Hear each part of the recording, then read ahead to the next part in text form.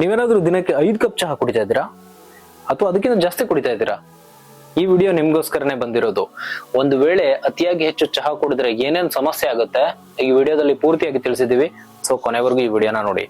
ಚಹಾ ಅಂದ್ರೆ ಯಾರಿಗ್ ತಾನೇ ಇಷ್ಟ ಇಲ್ಲ ಹೇಳಿ? ದಿನಕ್ಕೆ 5 ಕಪ್ ಚಹಾ ಕುಡಿಯೋರು ಇದ್ದಾರೆ, 10 ಕಪ್ ಚಹಾ ಕುಡಿಯೋರು ಇದ್ದಾರೆ, ಅದಕ್ಕಿಂತ ಹೆಚ್ಚಿಗೆನೂ ಇರಬಹುದು, ಗೊತ್ತಿಲ್ಲ. ಆದ್ರೆ ಚಹಾ ಅತಿ ಹೆಚ್ಚಾಗಿ ಕುಡಿದ್ರೆ ಏನಾದ್ರೂ ಸಮಸ್ಯೆ ಆಗುತ್ತಾ? ಚಹಾನ ಅತಿ ಹೆಚ್ಚಾಗಿ ಕುಡಿಬಹುದಾ? ನಾವು ತುಂಬಾ ಇಷ್ಟಪಟ್ಟು ಕುಡಿಯುವಂತ ಕೆಲವೊಂದು ಪಾನೀಯಗಳಲ್ಲಿ ಚಹಾ ಕೂಡ ಒಂದು. ನಮ್ಮ ದೇಶದಲ್ಲಿ ಅತ್ಯಂತ ಹೆಚ್ಚು ಚಹಾ ಪ್ರಿಯರಿದ್ದಾರೆ. ಚಹಾ ನಮ್ಮ ದೇಶದಲ್ಲಿ ಸೇಲ್ ಆಗುವಷ್ಟು ಬೇರೆ ಯಾವ ಒಂದು ಪಾನೀಯನೂ ಕೂಡ ಸೇಲ್ ಆಗೋದಿಲ್ಲ ಅನ್ನೋಷ್ಟು ಮಟ್ಟಕ್ಕೆ ಚಹಾ ಪ್ರಸಿದ್ಧಿಯನ್ನು ಹೊಂದಿದೆ. ಅಷ್ಟೇ ಇಷ್ಟಪಟ್ಟು ಈ ಒಂದು ಚಹಾ ಕುಡಿತಾರೆ. ಇದೇ ಚಹಾ ಅತ್ಯಂತ ಹೆಚ್ಚಾದ್ರೆ ಮನುಷ್ಯನಿಗೆ ಏನಾದ್ರೂ ಸಮಸ್ಯೆ ಆಗುತ್ತಾ? ಖಂಡಿತ ಹೌದು. ಅತ್ಯಂತ ಹೆಚ್ಚು ಚಹಾ ಕುಡಿದ್ರೆ ಮನುಷ್ಯನಿಗೆ ಅದು ಯಾವ ರೀತಿ ಕಂಟಕವಾಗಿ ಪರಿಣಾಮ ಹೊಂದುತ್ತೆ ಅನ್ನೋದನ್ನ ಈ ವಿಡಿಯೋದಲ್ಲಿ ವಿವರಿಸೋದಕ್ಕೆ ಪ್ರಯತ್ನಿಸ್ತೀನಿ. ಸೊ ವಿಡಿಯೋನ ಕೊನೆವರೆಗೂ ನೋಡಿ. ನೀವೇನಾದ್ರೂ ದಿವಸಕ್ಕೆ 5 ಕಪ್ ಗಿಂತ ಹೆಚ್ಚಿಗೆ ಚಹಾ ಕುಡಿತಾ ಇದ್ರೆ ಕಮೆಂಟ್ ಮಾಡಿ. ಇಲ್ಲಿ ಎಷ್ಟು ಜನ ಚಹಾ ಪ್ರಿಯರಿದ್ದಾರೆ ಅಂತ ಗೊತ್ತಾಗ್ಲಿ. ಸ್ನೇಹಿತರೆ, 1 ಕಪ್ ಚಹಾ ಕುಡಿದ್ರೆ ಏನೋ ಸಮಸ್ಯೆ ಆಗೋದಿಲ್ಲ ಅಂತ ನೀವು ಯೋಚನೆ ಮಾಡ್ತಾ ಇರಬಹುದು. ಆದ್ರೆ ದಿನಕ್ಕೆ 4 ರಿಂದ 5 ಕಪ್ ಚಹಾ ಕುಡಿದ್ರೆ ಈ ತರ ಸಮಸ್ಯೆ ನಿಮ್ಮ ದೇಹದಲ್ಲಿ ಈಗಾಗಲೇ ಶುರುವಾಗಿರಬಹುದು.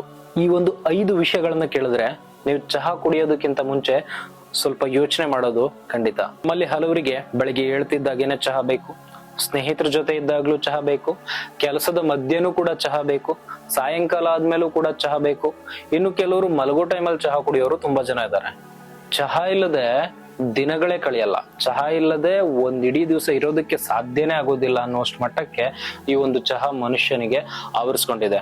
ಆದ್ರೆ ಯಾವುದೇ ಆದ್ರೂ ಕೂಡ ಅತಿಯಾದ್ರೆ ಮನುಷ್ಯನಿಗೆ ಸಮಸ್ಯೆ ಆಗೋದಕ್ಕೆ ಶುರುವಾಗುತ್ತೆ. ಚಹಾ ಕೂಡ ಹಾಗೆ.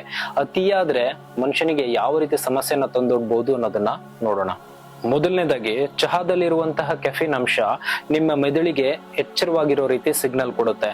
ಇದರಿಂದ ಫಸ್ಟ್ ಆಫ್ ಆಲ್ ಅತಿಯಾಗಿ ಚಹಾ ಕುಡಿಯೋದ್ರಿಂದ ನಿಮ್ಮ ನಿದ್ದೆ ಸರ್ವನಾಶ ಆಗುತ್ತೆ, ಮಧ್ಯರಾತ್ರಿ ಕೂಡ ಎಚ್ಚರ ಆಗುತ್ತೆ, ಬೆಳಗ್ಗೆ ಆಲಸ್ಯ ಉಂಟಾಗುತ್ತೆ, ದೌರ್ಬಲ್ಯ, ಮನುಷ್ಯನಿಗೆ ಹೇಳೋದಕ್ಕೆ ಆಗೋದಿಲ್ಲ. ಅತಿ ಹೆಚ್ಚಿಗೆ ನಿದ್ರೆ ಬರ್ತಾ ಇಲ್ಲ ಅಂತ ಯೋಚನೆ ಮಾಡೋರಿಗೂ ಕೂಡ ಈ ಒಂದು ಚಹಾನೇ ಕಾರಣ ಆಗಿರುತ್ತೆ. ಚಹಾ ಅತ್ಯಂತ ಹೆಚ್ಚಾಗಿ ನೀವು ಹಗಲು ಟೈಮಲ್ಲಿ ಮತ್ತೆ ರಾತ್ರಿ ಟೈಮಲ್ಲೂ ಕುಡಿಯೋದ್ರಿಂದ ರಾತ್ರಿ ನಿಮ್ಗೆ ಸರಿಯಾಗಿ ನಿದ್ರೆ ಬರ್ತಾ ಇರಲ್ಲ. ಹೆಚ್ಚಿಗೆ ಚಹಾ ಕುಡಿಯೋದ್ರಿಂದ ಇದರಲ್ಲಿರುವಂತಹ ಕೆಫಿನ್ ಅಂಶ ದೇಹಕ್ಕೆ ಹೋಗ್ತಾನೆ ಇರುತ್ತೆ. ಹೀಗಾಗಿ ಮನುಷ್ಯನ ಹೃದಯದ ಬಡಿತ ಹೆಚ್ಚಾಗುವ ಸಾಧ್ಯತೆ ತುಂಬಾ ಇದೆ. ಕೆಲವೊಬ್ಬರಿಗೆ ಕೈ ಕಾಲು ನಡುಗುವಂಥದ್ದು, ಹೃದಯದ ಬಡಿತ ಹೆಚ್ಚಿಗೆ ಆಗುವಂಥದ್ದು, ಇದೆಲ್ಲದಕ್ಕೂ ಕೂಡ ಚಹಾ ಒಂದು ರೀತಿ ಕೂಡ ಕಾರಣ ಆಗಿರಬಹುದು. ಇದು ಹೊಟ್ಟೆಯಲ್ಲಿ ಅಸಿಡಿಟಿ ಉಂಟಾಗೋದಕ್ಕೂ ಕೂಡ ಕಾರಣ ಆಗುತ್ತೆ. ಆ ನಂತರ ಜೀರ್ಣಾಂಗ ಸಮಸ್ಯೆ ಕೂಡ ಬರುತ್ತೆ. ಸರಿಯಾಗಿ ಜೀರ್ಣ ಆಗೋದಿಲ್ಲ, ಹೊಟ್ಟೆ ಉರಿ ಆಗೋದಕ್ಕೆ ಸ್ಟಾರ್ಟ್ ಆಗುತ್ತೆ. ಆಗಾಗ ಹೊಟ್ಟೆ ಉರಿ ಬರೋದು, ಮತ್ತೆ ಈ ರೀತಿ ಸಮಸ್ಯೆ, ಮೋಷನ್ ಕರೆಕ್ಟ್ ಆಗಿ ಆಗ್ತಾ ಇರಲ್ಲ.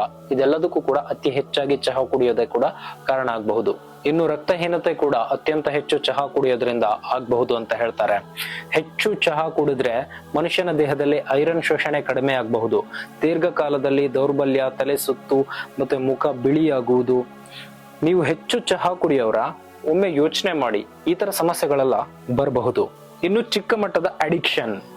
ಒಂದು ದಿನ ಚಹಾ ಇಲ್ಲದೆ ಇದ್ರೆ ತಲೆನೋವು, ಕೋಪ, ಚಟಪಡಿಕೆ ಏನೋ ಇಲ್ಲದಂತೆ ಆಗುತ್ತೆ.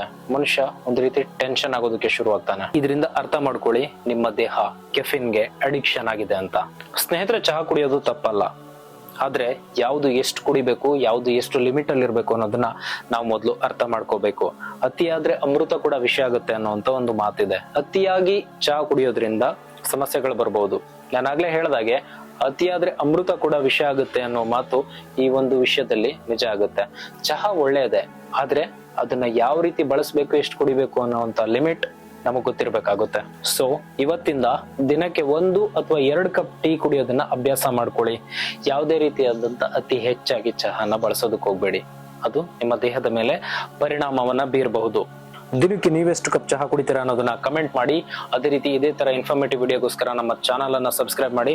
ಇದೇ ರೀತಿ ಇನ್ನು ಹಲವಾರು ವಿಡಿಯೋ ಜೊತೆಗೆ ನಾನು ನಿಮ್ಮ ಮುಂದೆ ಬರ್ತೀನಿ. ದಯವಿಟ್ಟು ಈ ವಿಡಿಯೋಗೊಂದು ಲೈಕ್ ಮಾಡಿ, ಚಾನಲ್ಗೆ ಸಬ್ಸ್ಕ್ರೈಬ್ ಮಾಡೋದನ್ನ ಮಾತ್ರ ಮರಿಬೇಡಿ. ಸಿಗ್ತೀನಿ ಮತ್ತೊಂದು ವಿಡಿಯೋದಲ್ಲಿ. ನಮಸ್ಕಾರ.